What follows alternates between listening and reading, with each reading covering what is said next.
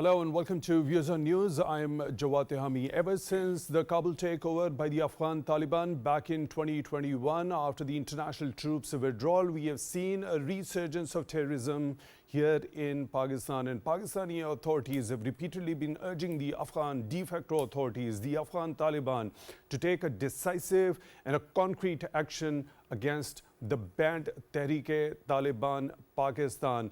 But there has been a pattern of denials on the part of the Afghan authorities that there wasn't any presence of banned Tehrik-e-Taliban Pakistan on the Afghan soil. Afghan Taliban made an international obligation with the international community in that Doha agreement that they won't allow the Afghan soil to be used against any other country. But there has been a continuous violation of that. Despite repeated calls upon the de facto authorities in Afghanistan, there hasn't been any decrease in this particular resurgence of terrorism here in Pakistan. Now there are multiple reports that talk about as to the availability of NATO caliber weapons at the hands of various terrorist groups, also the kind of support they are getting from inside Afghanistan, from the de facto authorities, and also from Al-Qaeda and IS Khorasan in order to perpetrate those heinous terrorist attacks. Now, a newly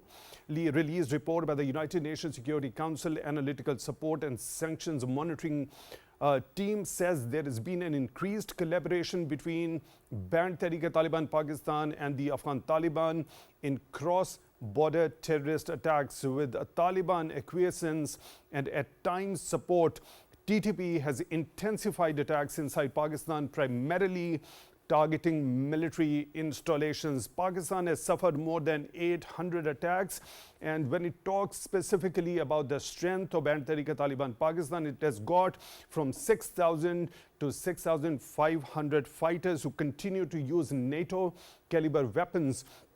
This particular report also talks about the night vision capability, also talking about Al-Qaeda that is funding the purchases of weapons and suicide vests for banned Tehrik-e-Taliban Pakistan, saying that Tehrik-e-Taliban Pakistan could transform into an umbrella organization for other terrorist groups. This particular report also talks about the acquisition of newer technologies. Let me quote an excerpt from this.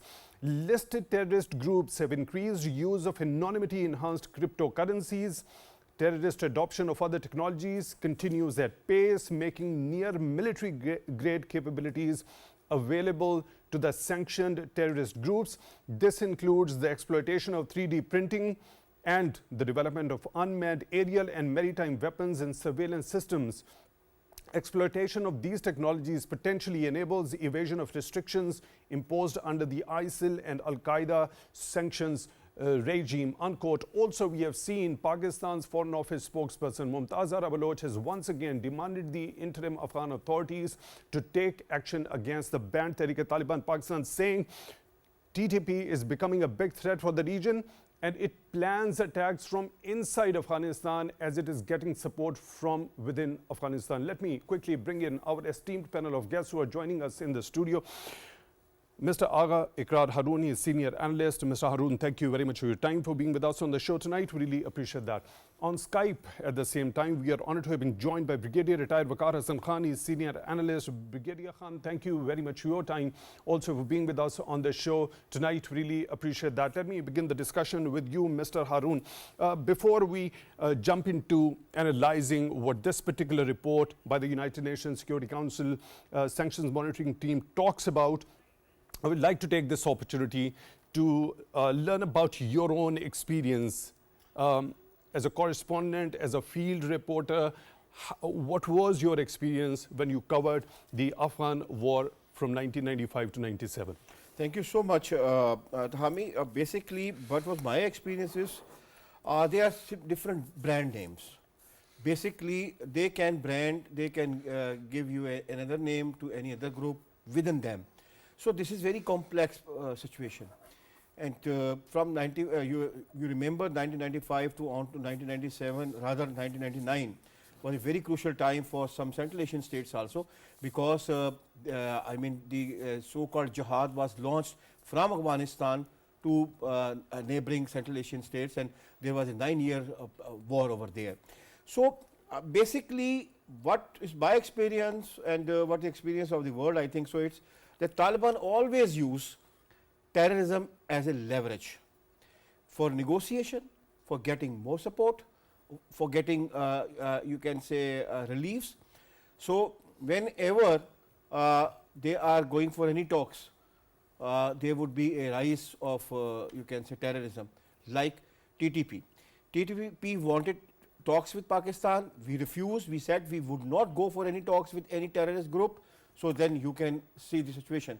Immediately there was extreme rise of terrorism within Pakistan.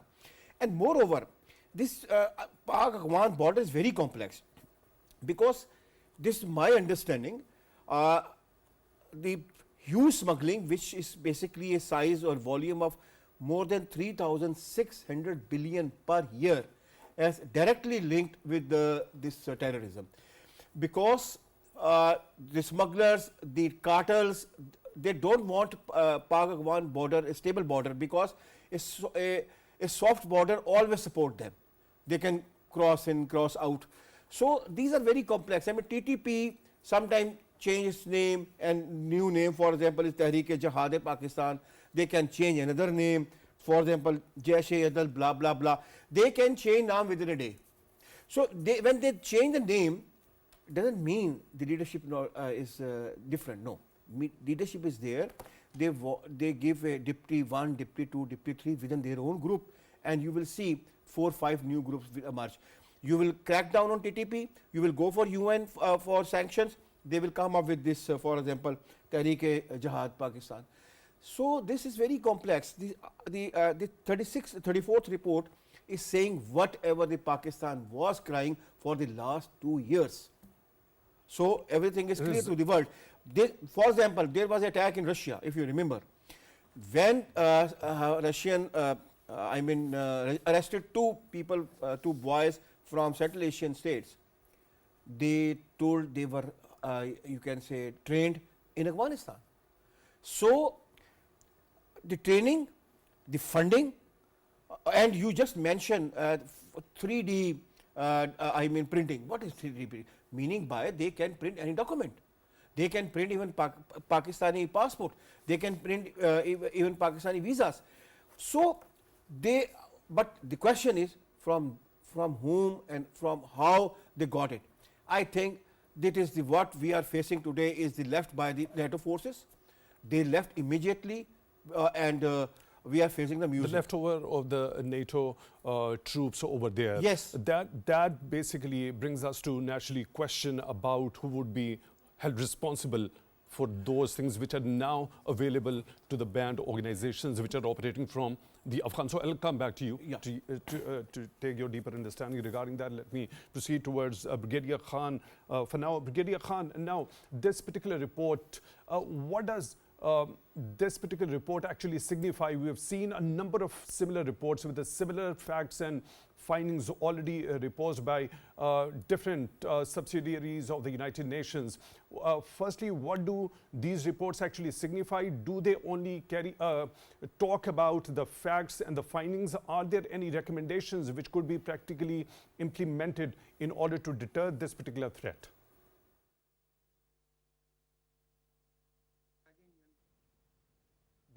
Brigadier Khan, if you could kindly unmute yourself, please.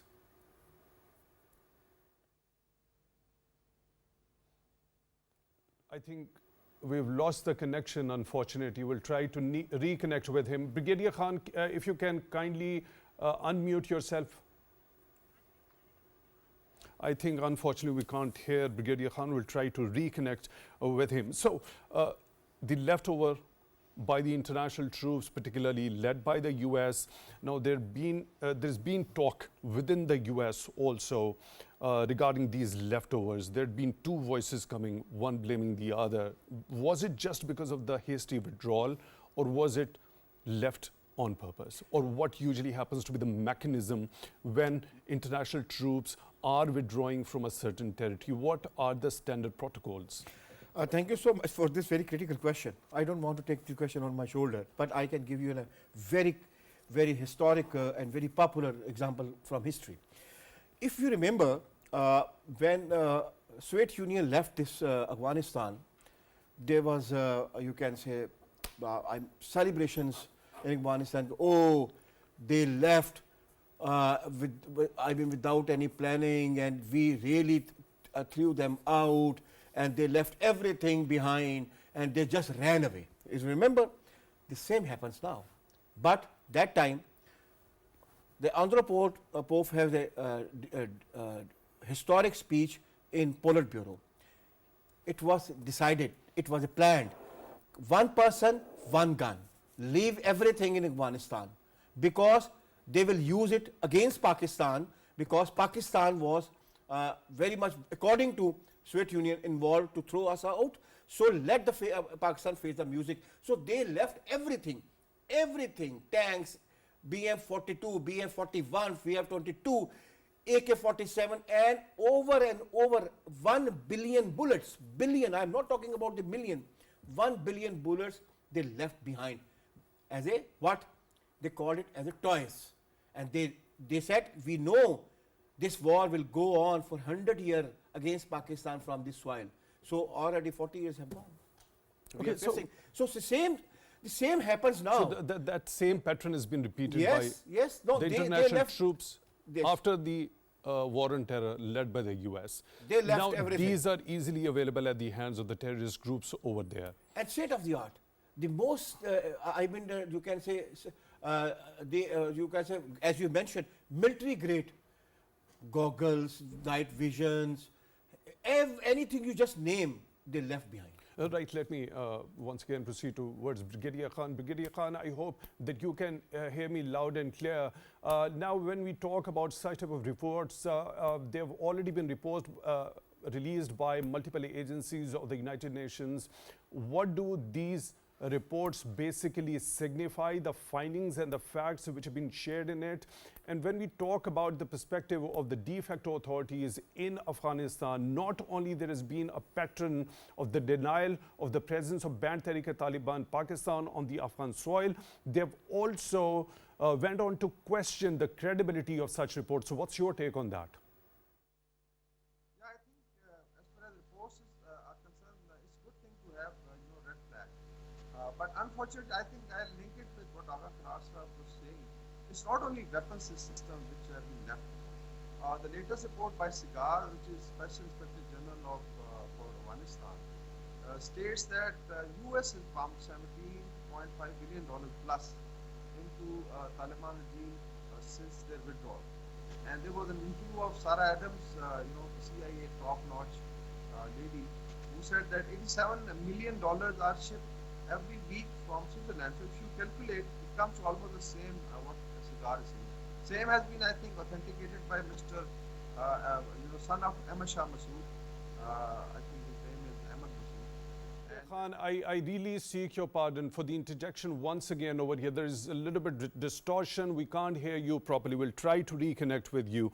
For now, we are joined by another participant in the show on the phone line, Brigadier retired Nadir Mir. He's senior analyst. Thank you very much for your time, Brigadier Mir, for being with us on the show tonight. Really appreciate that.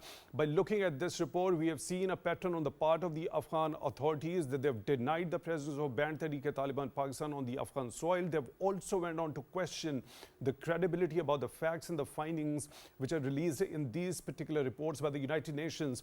What's your take on that? What does that particular pattern of denial on the part of de facto authorities in Afghanistan depict? This is the next chapter of the new great game, which is geopolitical terror, meaning simply that Kabul, or at least some elements in Kabul, and Delhi are supporting terrorists against Pakistan. So regardless of whether the Kabul authorities agree or disagree, what is happening on ground is quite evident. The United Nations or other forums have also agreed on that. But even if they did not agree, I mean, even if nobody agrees, Pakistan is being attacked by terrorists. Our soldiers and officers are falling shaheed, bravely defending Pakistan. So we don't have to believe anyone. We have to deal with those who are attacking us. It's as simple as that. And in my book, Geopolitics Pakistan, published about a decade ago, I had already predicted that they would be, after the post-American Afghanistan, would see a new era. And that is exactly what has come about.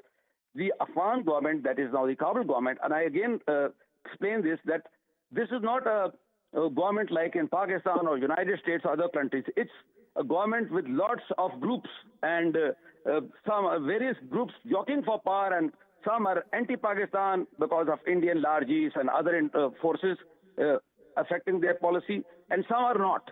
And similarly, so there is a fact is that they are in an expansionist mode. They are using proxies against their neighbors, the Kabul regime, that is.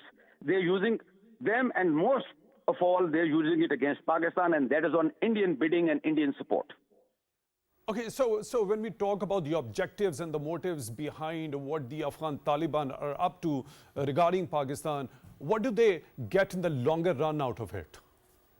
Well, you have seen recently they've published, or some time back, they published a map of Greater Afghanistan, which has parts of Pakistan, that is KPK and Baluchistan, completely shown as part of Afghanistan, in addition to Afghanistan. So right up to the river Indus. And so the Indians have been, basically the issue is geopolitical. This terrorism is an instrument of terror, is an instrument to ensure the geopolitical ends. In the modern evolution of war, and I'm writing a new book on this also, this concept is, and it's not only India, Pakistan, you see what's happening in the Middle East. Iran has got its proxies, and Israel is doing its part and all that. So this is an evolution of war going on in which all forms of elements of power and other countries and other people are used for your geopolitical advantage or your geopolitical aims. The Afghan government, the present one, and I again say, I'm repeating at the cost of repetition to explain this point, that parts of it which are maybe dominant want to expand. They also have plans, if you see, in the north towards Central Asia and towards Iran and others. And that's why I've been recommending and writing that dealing with Afghanistan is not only a Pakistani issue. There are lots of terrorists there. They're in a expansionist mode, getting succor from the Indians and anybody else who helps them. So Pakistan needs to chisel out a global and a regional coalition of all those countries who are affected. And even the UN reports and other, as you've stated, they have highlighted that it is not only Pakistan which is alarmed or worried, because Pakistan is being attacked in a massive way. That is why Pakistan has to respond.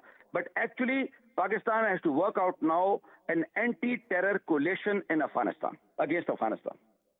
So anti-terror coalition, Pakistan has to get into that when it comes to the Afghan soil being used not only against Pakistan, but it could be, and it is also happening to be a problem for the other regional countries. When we talk about, we have seen a number of strides taken on that particular front under the auspices of the Shanghai Cooperation Organization, also the Moscow format talks. So what needs to be done? What could be the contours of a holistic and a comprehensive strategy as far as the regional countries' approach towards Afghanistan is concerned?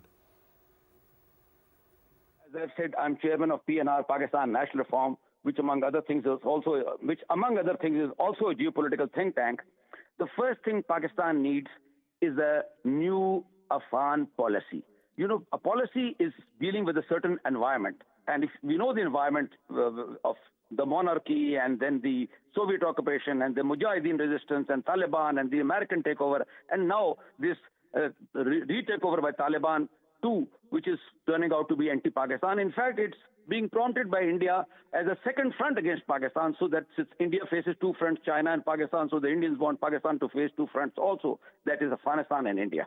So as far as Afghanistan is concerned, Pakistan has to work out and craft a policy, which is a chisel policy, which is involving number of other states who are affected. Iran is affected, China is affected, Russia is affected, Central Asia is affected, and we don't have to limit it ourselves to Shanghai and Moscow. I mean, we are very close with the Chinese brothers and also good friends with Russia, but the United States, who was previously fighting for 2 decades, and the Western world also are our partners as far as the war on terror is concerned, or as far as stopping these terrorists, because these terrorists, remember, they attack from here worldwide, and they can do it today with more technology and with drones, as you've seen, and with new things coming in. They can do it much more. You just see what the Houthis are doing in Bab al-Mandab. You see the way other non-state actor proxy forces are fighting. So it's just a matter of time. So this terrorist evil in Afghanistan has to be nipped in the bud. But it's not only Pakistan's job. Pakistan has to do it in its own defense. But we can, and there are good reasons for getting support of the Europeans and everybody else, so that it is contained and it is not allowed to spread. Right, Brigadier Mir, you already talked about the Indian element. Now, on Indian bidding, such type of heinous crimes are being perpetrated with the support of the de facto authorities in Afghanistan. Here it creates a very interesting scenario when historically you try to understand during the Afghan peace and reconciliation process, India was also termed at that time as the peace spoiler. Now, naturally, we could understand that it was supporting the Ashraf Ghani's and Hamid Karzai's government. Now, why would the Afghan Taliban get help from India in order to use proxies against other regional countries? Firstly, it sounds counterintuitive. Logically speaking, since Pakistan was supportive of the Afghan people in the last 4 decades, so everybody was assuming that once this Taliban regime comes into power in Kabul, they would be friendly to Pakistan and to the others. But geopolitics is very dynamic. And the Indians are investing a large amount of their wealth, newfound wealth that the Indians have generated. They're investing it in Afghanistan, first against Pakistan. That is one. Secondly, these militants and terrorists, I keep repeating, they're not an army of a state. There are various colors, hues. I mean, there is Al-Qaeda and there's ISIS and there are Taliban, TTP, and there's so many other multiple forces. And they have, while they have certain commonalities, they also have distinctions and individualities and their own agendas also. Some are attacking Pakistan, some have interests against Iran, some have interests against Central Asia, and so on. And some are being used by the Kabul regime against China. Now, all these countries, whether China or Russia, this is geopolitics of the region, they don't want to have trouble from emanating from Afghanistan, even Central Asia.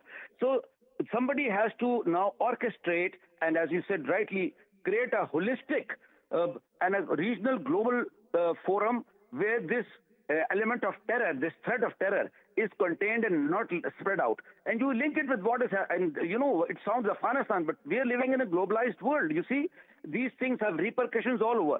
9/11 happened in so many years back, almost a quarter of a century now, almost. And just see, today, with the way the social media and the weapon technologies have improved and all that, with that, any terrorist organization sitting in Afghanistan can damage or inflict pain in the world or create, mayhem. So the fact is that Pakistan needs to, because Pakistan is being attacked, that is one reason. If Pakistan was not attacked, you could still say, okay, we are not being attacked, okay, we can be neutral to the subject. I mean, although eventually you would be affected by it. When there's a fire, it affects you also in the neighborhood. But here in this case, Pakistan is being attacked, primarily the first target is Pakistan. The question is, why is Pakistan the first target? Who helped the Afghans for 4 decades or 5?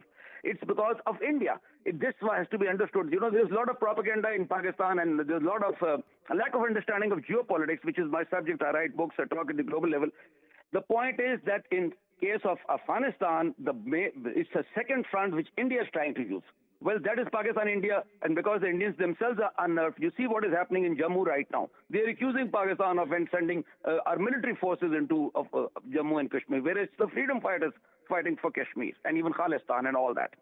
So Pakistan has to work out, as far as Afghanistan is concerned, a global and regional and complete organization, and that's possible. It's possible because all these countries are affected. If you would notice, there was a strike in Russia by some terrorists from linked to Afghanistan, and recently there was a strike in Oman, Muscat, which is very, very during Muharram against some Shias who were there in during that time. And Muscat and Oman is a very peaceful place. So this threat, as I said, is not limited to a single country. It's and all the proof is there, and everybody knows it. Well, we don't have to invent this story. Right. Brigadier retired Nadir Mir, senior analyst, joining us on the phone line. Thank you very much for taking time out for Views on News tonight. Really appreciate that. We'll try to reconnect with Brigadier retired Waqar Hassan Khan, senior analyst, joining us on Skype. Brigadier Khan, can you hear me, please? Yeah, I can hear you. I hope you can hear me. Yes, this time around, loud and clear. Please, when we talk about the availability of these NATO caliber weapons, and especially when this particular report by the United Nations Security Council Analytical Support and Sanctions Monitoring Team talks about the night vision capability in terms of operational capacity when it comes to these terrorist organizations operating from the Afghan soil, how does it affect the entire equilibrium when it comes to the regional countries and Pakistan in particular addressing or dealing with this particular threat? I think it was deliberately done. I'll take it from where Agha left, and that is basically $7 billion worth of high-tech weapon system that was left. There was enough warning time available with the US for withdrawal. When Trump ordered and I think Biden implemented, it was.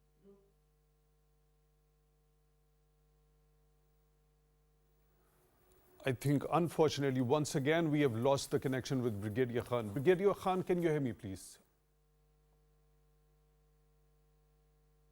We'll try to reconnect with Brigadier Khan. Mr. Haroon, now, India being the peace spoiler during Afghan peace and reconciliation efforts, why would the Afghan Taliban be getting that bidding from India? Hamid Saab, I have a different opinion. According to my understanding, Taliban and India I've been very closely working together well before 15th August 2021. And what is the date? 15th August. What is the independence date of India? That is 15th 15th August. Could it be the 14th August also? Because this, according to the Taliban, is independence. They even decided to celebrate and plan their independence on the same day of the Indian independence. Have you ever thought about that? According to my understanding, and as a journalist at ground for 37 years, they were collaborating well before 2021. And this is not the shocking position, because we should have known that. So this particular match of the date is not a mere coincidence? Yes, of course not. Okay, so when India was being the peace spoiler over there during Afghan peace and reconciliation efforts, which actually led to the signing of the Doha peace deal between the US primarily and the Afghan Taliban, India had been in close collaboration with the Ashraf Ghani's government, right? So they were actually posing a threat towards Pakistan at that time. So when India was collaborating with the Ashraf Ghani and Hamid Karzai's regimes, why would the Afghan Taliban be getting help from there? Look, Afghan Taliban could get help from anybody on earth. Not only Pakistan, not India, not Qatar, not America. They basically, their strategy is different. Their strategy is need-based. You fulfill their needs, they are happy. Simple. There is no. Let me take this yes, very please, important please, point. I just want to ask Brigadier Khan whether it was mere a coincidence or was it already planned, the 15th of August 2021. Brigadier Khan, what's your understanding regarding the date of the presidential palace's takeover by the Afghan Taliban on 15th of August back in 2021, when we saw that that it has been termed as such as the hasty withdrawal of the international troops? I'll partially agree with Agha that there are linkages, because India is now reported to have funding $10 million a month. And I'll just highlight two reports. One was by Sarah Adams' interview. She's a CIA top-notch, and she said $87 million a week are being shipped from Switzerland by the US to the Taliban. And if you look at the total figure is $17.5 billion in last 2.5 years after the withdrawal. This is Segar's report, that is Special Inspector General. Now, in what heads they are going, so if you look at, I think, financial, support coming from the US, despite sanctions, despite human rights and all that. Now add the Indian money, and I'll agree with Agha that basically it's 15th August was also maybe, tailored. So I would say that they are now becoming a hired gun. Incidentally, Russia says that they don't have any problem despite there was a terrorist attack. Chinese are doing development, and reportedly, as said by Sarah Adams and also by Ahmed Massoud, son of Ahmed Shah Massoud, in the interview, that probably Iran is also kind of, helping them at least to parry any terrorist attack within Iran. So I would say that it's becoming a hired gun, and maybe Pakistan can look at some of the strategy. Now, Pakistan has a lot of leverages that we have never used because it's Afghan people that matter, like 40 million Afghans who are suffering. Half of them, the women, are locked inside their houses. I think girls cannot go to schools after middle, and it's a serious crisis. Now, even I think today there was a report that Afghanistan has, I think, imported wheat, and Pakistan is one of the major contributors. So it means that we have to keep, basically something also for the Afghan people, and then deal with the Taliban. And I'll partially also agree with Brother Hamid Mir when he said that you require a regional strategy, because if you look at NATO weapon system left here, a high-tech weapon system, more than $7 billion is good enough for next 20 years, mind you. If you're using it for terrorist activity, and they can destabilize entire Central Asia, China, Pakistan, and Iran. And there have been attacks linked to Daesh emanating from Kabul. So this word of fitna al-Khawarij given by the government of Pakistan is also very important now. If there are any sympathizers within Pakistan, we should understand. I was in Swat, last week, and there's a lot of tourism, civil administration, common people feel that there's no scope for return of Taliban. So I think that policy of appeasement with these fitna al-Khawarij actually backfired. So people of KP are very clear. I think even Balochistan, because it affected their education, their tourism, their lifelines. So I think internally people have understanding. I don't think so now we have too many sympathizers, maybe some sell. So it should be that internally you fight it out through kinetic means, and in case required, if you have targets across, you do it, like Turkey does it, in Syria or Iraq. And then, of course, under Azme Istekam, you follow the other steps like ownership by the political government of the provinces, capacity building of law enforcement, police, civil agencies, and then, of course, is encouraging the people to rally against this threat of Khawarij. And I think that's how we can deal with it. We have dealt it for last 2 decades. And incidentally, I've just tried to remind, Taliban to leadership that India was the one who was supporting Ashraf Ghani, giving them Dhruv helicopters and killing, Taliban fighters. And today, just because of $10 million, where is Islam and where is all that? I think they'll have to look at that. You cannot remain isolated. There are 2 major corridors coming up. CPEC 2 is being launched, and then you have North-South corridor offered by Russia coming through Iran. And if you look at instability being created in Iran, is again, I would say, an agenda that they would like to, keep these corridors, disturbed. So if Afghanistan remains isolated, I don't think so. Yeah, don't you think that there should be a realization of the longer-term impacts of this particular help if Afghan Taliban are getting from India in terms of regional connectivity and the dividends which are associated with it, which could actually benefit the people of Afghanistan in the longer run? Yeah, exactly, because if you look at even an energy corridor like TAPI, Turkmenistan, Afghanistan, Pakistan, India, then you have IPI, and then of course there are so many other routes which can connect Afghanistan with the larger region, the Eurasian dream of basically working. So there are 2 things that we help each other economically, and then you solve the problem diplomatically. But unfortunately, even if you look at Russia-Ukraine war or what is happening in Middle East, somehow the Western Bloc, has been, basically disturbing peace, I would say. So we'll have to actually look at a regional approach. I don't think so you'll get any major support from United Nations or so-called international community, because they are funding them to that extent. I don't think so there's any seriousness. They would like the region to be destabilized. That you have just mentioned the funding coming from the United States in particular. Most recently, we have seen the rebuttal of that particular accusation on the US when a question during the press briefing asked the State Department spokesperson Matthew Miller about whether it was providing any sort of funding to the Afghan Taliban. Matthew Miller categorically went on to deny that accusation. This is unfortunate. I'm quoting U.S. report. Like SIGAR publishes their annual report, so it's a Special Inspector General, and they do the oversight. Then this coming from the American media, like Sarah Adams is a CIA specialist, and she's and then Ahmed Massoud was again interviewed within the United States or Europe, and he's also saying that what are you doing to us? That we basically fought against Taliban won, and now basically you are funding. So this $17.5 billion there available on the internet. How, I think, on which heads it's going, that is the question. That how much, maybe because you don't have an oversight inside Kabul. And the issue of $87 million being shipped every week, again, this is from the American sources. We are not doing any fabricated sources. So this is coming from Segar's report. The only thing is that how much it is going for terrorism. So it means that probably there is a tacit understanding that we can, just imagine $7-8 billion which were frozen. So technically they have returned this money.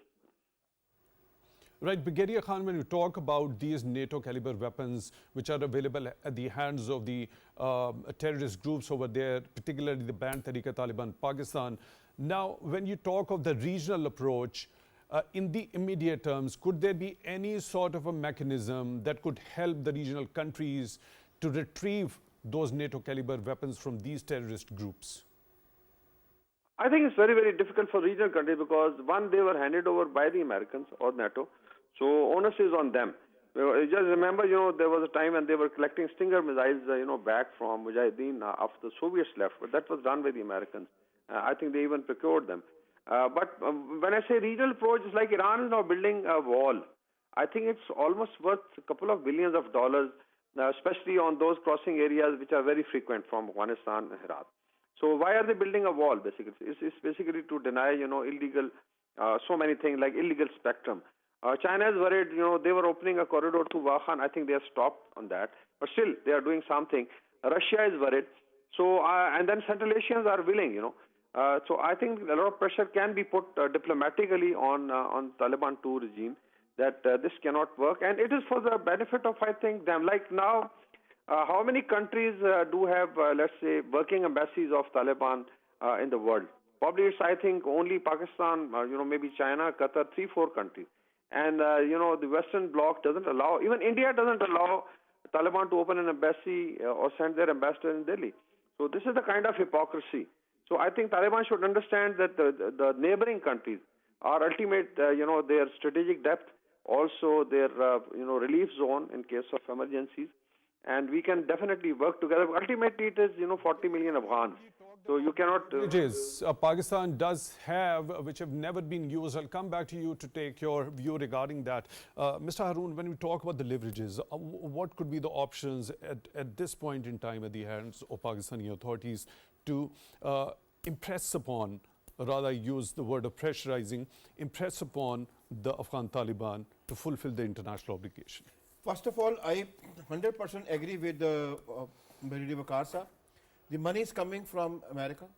They are coming under different heads, but money is coming. So he's absolutely right. And secondly, leverage. Look, during the Hillary Clinton's time, when the Ghani government was there, or the other one, they tried to do their trade from Central Asian countries, particularly Uzbekistan. They couldn't. It didn't happen. The only possible route of all Afghan trade is Pakistan. So, Afghan transit trade can be a leverage to use because this is a huge bucket of smuggling for Afghan lords. I don't use the warlords. Even they are also. I mean, Taliban have also already become lords. So they have their, their bank accounts at several countries. So this is one thing. And secondly, thousands and thousands of Afghans regularly come to Pakistan for their daily wages or jobs, and they go back. Why Pakistan is being bleeded every passing day to a country which has very categorically stand against us? This is my question. The leverages. So you already talked about it. Please go ahead. Finish your thought. Why only one border for Afghanistan is open? Look, there are ethnic Tajiks living in Nuristan. Bigor Badakhshan is a total Tajik. If you come under the other other areas, there are ethnic Uzbeks also, there are ethnic Turkmen also in the north of Afghanistan. But could they pass border like this, how they do in Pakistan? Why only one border of Afghanistan is open all the time? This is my question. You have to little bit tight your transportation, your logistic, in their logistic, their transportation, their business. That is the leverage. If you nothing leverage is left now. And one thing very important, unfortunately, the whole 40 years strategy of Pakistan was basically dealing with the only one ethnic group. What the India did, India had been behind the Northern Alliance, or what you can say, you can say this Persian speaking people. Now they are supporting on daily basis to the other ethnic group. So basically this is another issue. Pakistan had been working and dealing only with the one ethnic group. Now inside the Afghanistan, they have now divided, okay, in the north side, Taliban have many commanders who are ethnically you can say northerns. These are the complex problems. Pakistan has only one leverage, that is the transportation, the business and other things. Your point is well taken. Mr. Agha Iqrar Harun, Senior Analyst, thank you very much for joining us in the studio tonight. Really appreciate that. On Skype, we were joined Brigadier Retired Waqar Hassan, Senior Analyst. Brigadier Khan, thank you very much for your time also for being with us on the show tonight. Really appreciate that. With that, we come to the end of today's episode. Till the next one, take good care of yourselves.